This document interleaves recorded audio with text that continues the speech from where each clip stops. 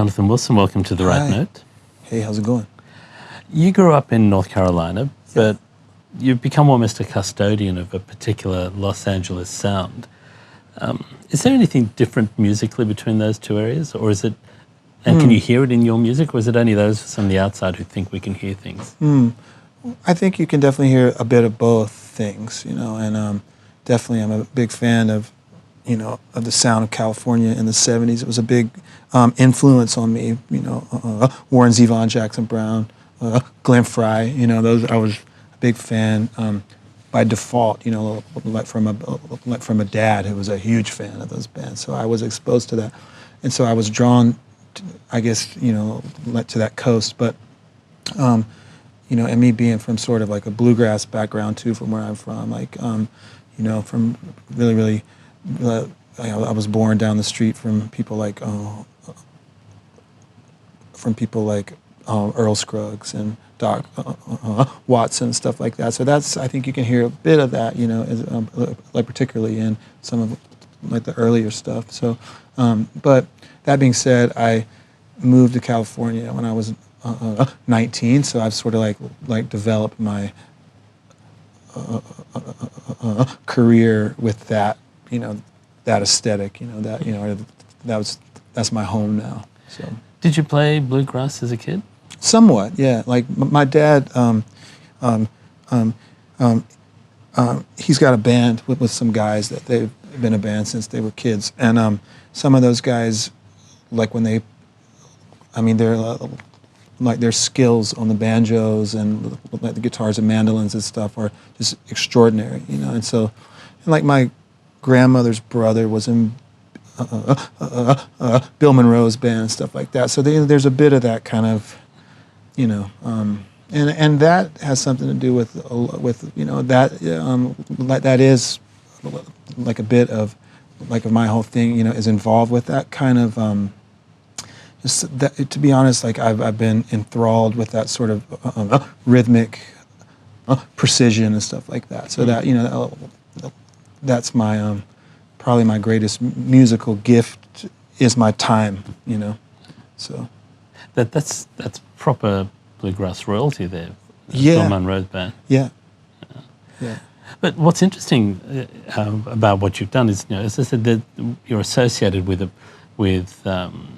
keeping alive a particular sound. But the new record, Revered, there's a very English 80s sound to me. I'm hearing bands like Talk, Prefab Sprout, and on a song like big fan of that Miriam stuff. Montague and Andy Partridge even. Yeah, that and that one maybe goes into some Kinksian sort of territory and stuff, and that's on purpose as sort of a nod of like to the Beatles and stuff that I love, and stuff when I was a kid that I dug so much, and rather than trying to like pretend it didn't happen, like me, I embrace it.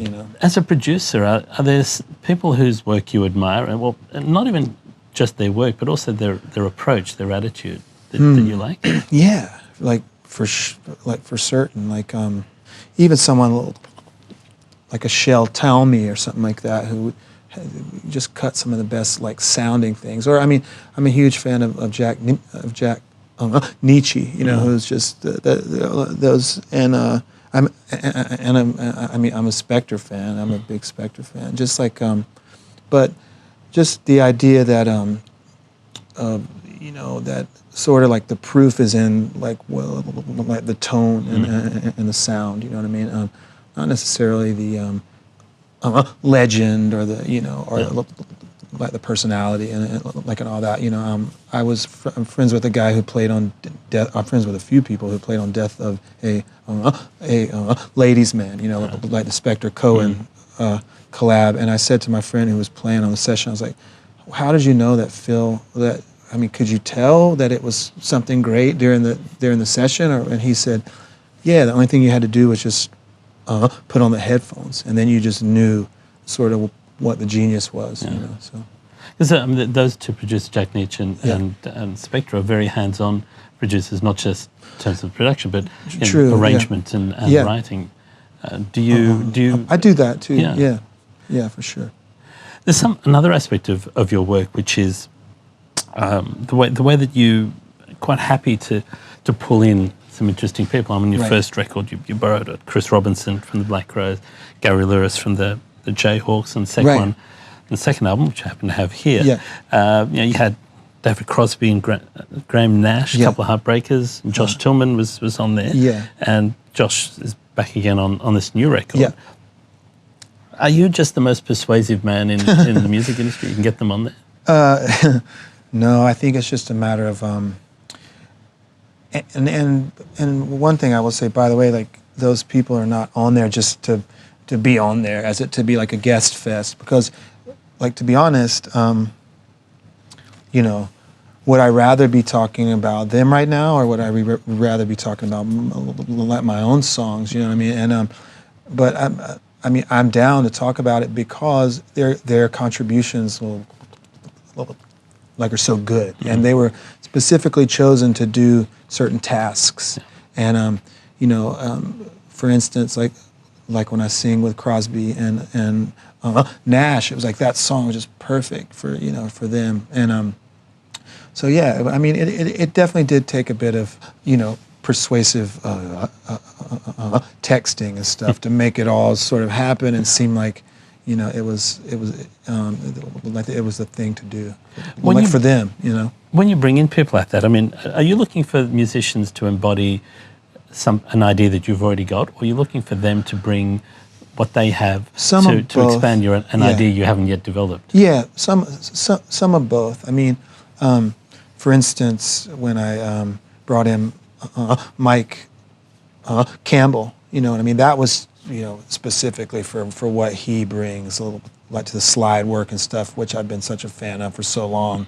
How he plays the slide is like, wow, you know what I mean? It's like the most expressive, and like in him being from the South like me, and there's a whole internal dialogue that's going on that has nothing to do with he's some famous guy or he's in some huge band. It's just simply has to do with how he plays and what he sounds like.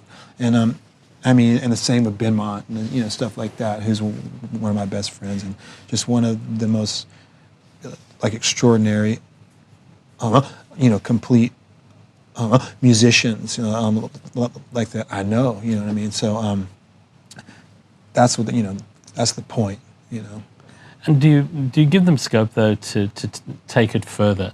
Now you've got an idea of what it sounds, but do you want them to take it to an area you haven't yet thought? Yeah, for sure. That would be great. That would be fantastic. And like when you have guys like that, that can happen. Yeah.